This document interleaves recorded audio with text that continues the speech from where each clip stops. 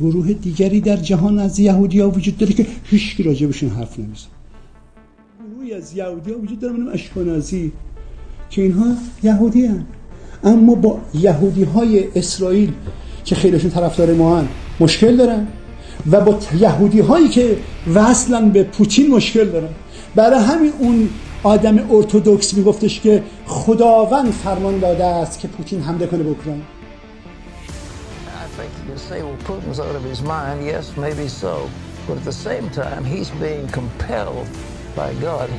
He went into the Ukraine, but that wasn't his goal. His goal was to move against Israel ultimately. And God is getting ready to do something amazing, and that will be fulfilled.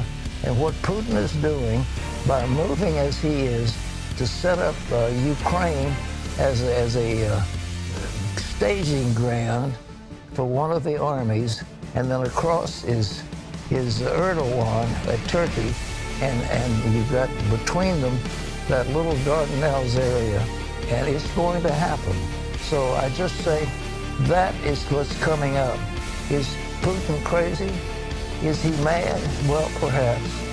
But God says, I'm going to put hooks in your jaws, or I'm going to draw you into this battle, whether you like it or not.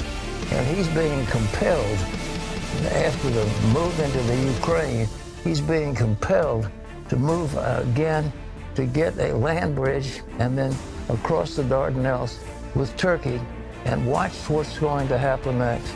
You read your Bible because it's coming to pass.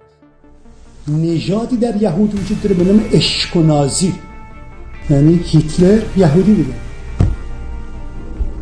از نژاد اشکنازی بود.